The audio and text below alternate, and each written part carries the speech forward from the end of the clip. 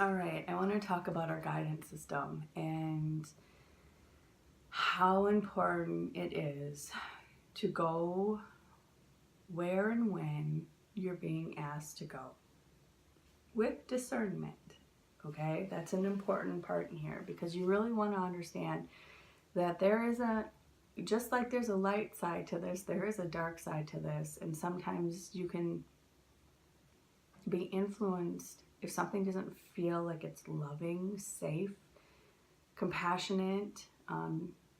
That's probably not your higher guidance. I'm going to almost say 99% of the time, that's not your higher guidance that's telling you go in that direction. If it feels like yes, if it feels, maybe there's something I need to explore here, if it feels safe, if it feels unknown, but you kind of know, like with a peace in your heart, like, yeah, I'm supposed to go this direction, then trust that. But there's tricks too. They're trying to see like how have you learned the lesson? Are you discerning? Do you, what are you walking into? Are you naive? There's so much in here, but to get to the root of this, all last year, I mean, my life has been one synchronicity after another. Really paying attention to the Joseph Campbell's hero's journey. I went through all of that, the atonement, the comeback. You want to teach everyone what you learned. Like every step through it. But it was like a couple days before going to my parents. When I got sent up there, I knew a part of it was to bring up some stuff that was lodged within my cellular memory. And so I did that, and I felt them coming up, and I thought, wow, I didn't even, know these were in me. And of course, they were like these childhood trauma things that were still kind of like lodged within my body, and it was creating a trigger, that negative charge, and I was allowing it to come up and release. And the way that I do my program in my workshop is teaching people how to release it from all people, places, and things that these vibrations reside in, because it's father, mother, child. This is what needs to be released out of all of us. It's not just like one person. Otherwise, we're still stuck in an entanglement. But anyway, so I'm sitting here kind of like, God, like, why am I here? Why am I at my parents? Like, I know these need to come up, and I get it, but what is this? So my dad went into town, which was about an hour away, and he was going to be gone all day. And my mom was going to get her hair cut, and I had to get my tire fixed, so we met at the store, at the same time. Now, she had just had some dental work done, and was really weak and tired because she had an infection from it. So when I got to the store, I was kind of noticing something was a little bit different with her. And I was like, are you okay? And she's like, yeah, I'm just tired. And so I was like, you know what? Why don't you just go home, and I will finish the shopping, and I'll bring it home. You do go home and take a nap. And she's like, okay. And so she leaves, and I get to the house, her house, and she's still awake. And I was like, why are you still awake? You should be napping. And then I'm like noticing like her mouth still seems weird. But again, she had dental work done, so I'm a little like, is this, are you tired? No, I'm just tired. And I'm like, huh. And my higher self is like, she's having a stroke. Now, the day prior, I heard, if something seems weird, take her to the doctors. And so, of course, I'm sitting here like, I totally think you're having a stroke. No, I'm fine. So then she's wanting to check her blood pressure, and she's like delaying all this stuff. So I call my dad, and I'm like, Dad, I really think my mom is having a stroke right now. And he's like, oh, I don't know. So we go back around, and finally, I call her doctor, and I was like, something is off with my mom. I think she's having a stroke. And they have her sit down on the bed. This is just for anybody who has experienced this.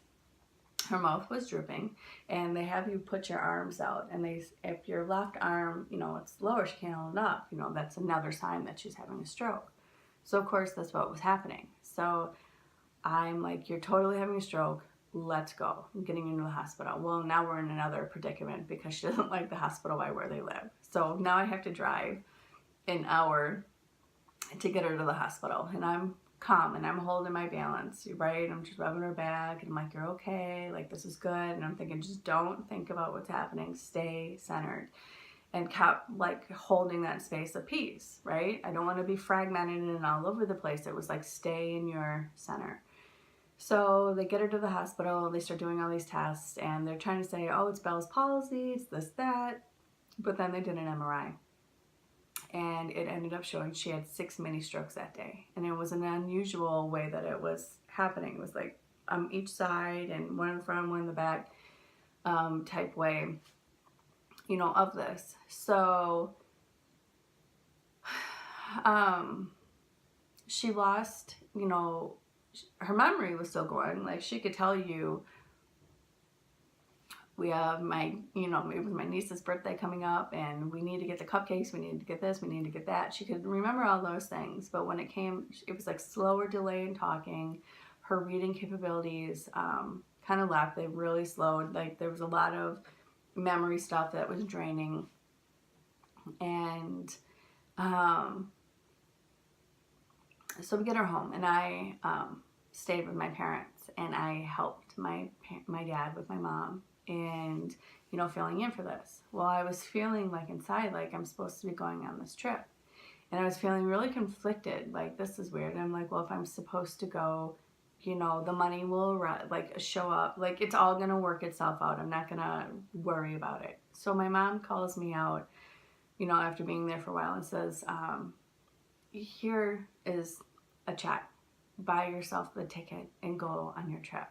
Like, you have been such a help here, and, you know, we want you to go and find that guy, right? Like, because apparently there's some guy out here who's really important to what I'm doing. And she's like, go and find him, and, you know, just have fun. And I'm like, wow, like it took this like pressure off of obligation to, she's saying, don't feel obligated. So it was like a couple days before we're leaving, she's sitting at the table, and it was me, my dad, and I, and she says to me, looking at me, if something were to happen to you when you're out there, you would want me to forgive that person, right? Because everything I talk about is forgiveness. And I said, absolutely, I would want you to forgive that person. I don't want you to hold anything lower vibrating in your heart for me. That's not how this works. And she's like, okay. And if something happens to me when you're gone, I don't want you to come back early. I want you to stay. And I'm looking at her like, why are you saying this to me? You know, and I kind of get choked up, and I got up and I went to the bathroom, and I'm like, just, you know, okay, like just surrender to this. It's okay. And I come back out, and my dad is like, tell her what you told me. And she's holding his hand, and, oh, no, like, I told your father we're going to be married until our 70th wedding anniversary. And he's looking at me, and I'm looking at her, and she's like shaking her head, like, no, I'm telling you this, but I'm not really. I go, oh, so you're going to be here for a while. And it's like, no, the word's coming out my mouth, but that's not what I'm saying. And it was almost kind of like, hey, I'm choosing to go, and he's going to come on our 70th wedding anniversary. And you kind of are sitting here like, okay, you know, and all you can really do is honor a person who knows that this is not an easy task, what we're doing here in this process. So that was really hard to be like face to face. So the day before I'm getting ready to get on the trip, I'm with my mom again, and she has another stroke. And this time it was just like she got dizzy and fell to the side a little bit, and I couldn't tell if the mouth was from the past stroke or this one, you know, because it wasn't like it was last time. So I ended up taking her to the hospital again, and come to find out, like, it was worse than the first one. But she was acting okay, like, but apparently, like, in the scans, it was not good. But she kept saying, you have to go on your trip. So I went, and I'm here. And that's when I landed and found out, you know, it's stage 4 cancer. And you don't really understand, you know, here I was asking God, why am I at my parents'? And then I got the message when I was thanking him for having me be there. Don't question where we send you, like, and why we're sending you there, because you're going for a reason.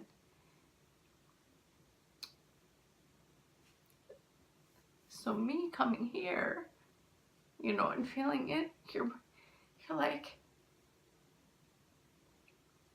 you leave your family at the most critical time, but you know there's a reason, and you're trusting, and you're going back with complete compassion and a full heart, not false self, not worry and fear. There's still sadness, obviously. It's never easy to see someone shut down.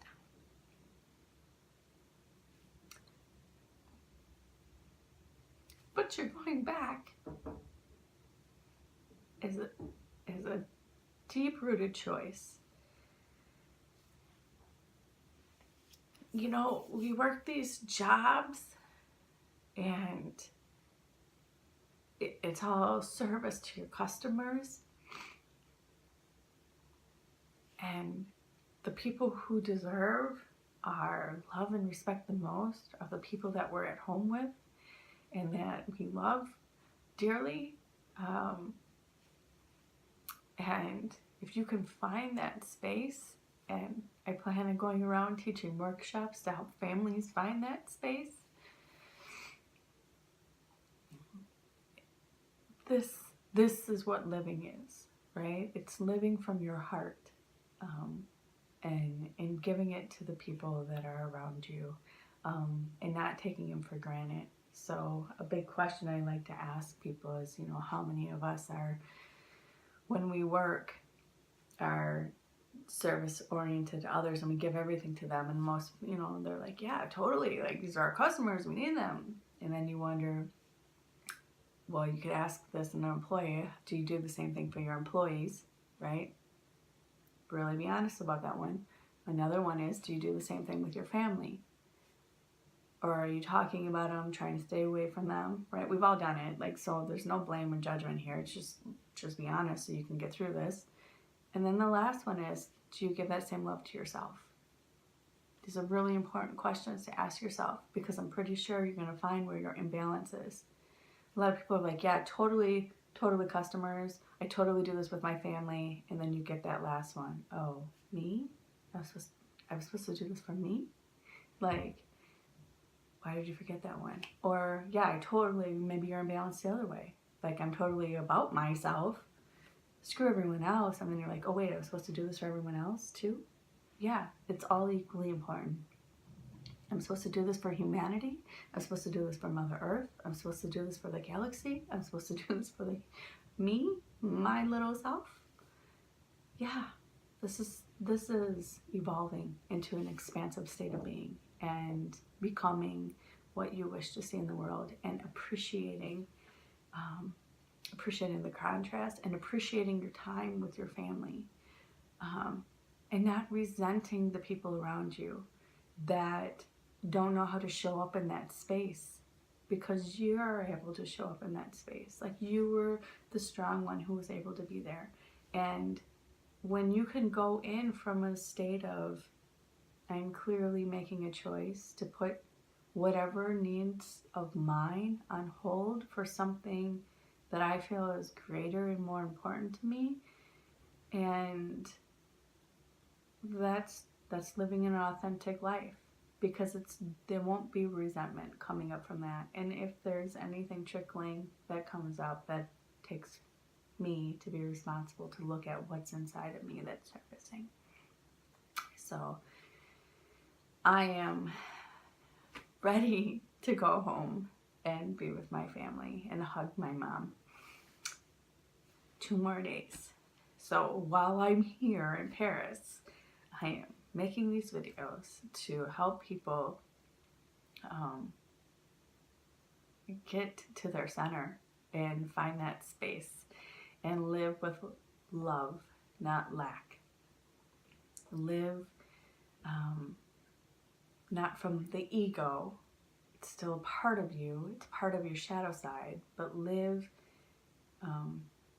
in truth to you and remembering who you are. Yeah, so thanks for watching.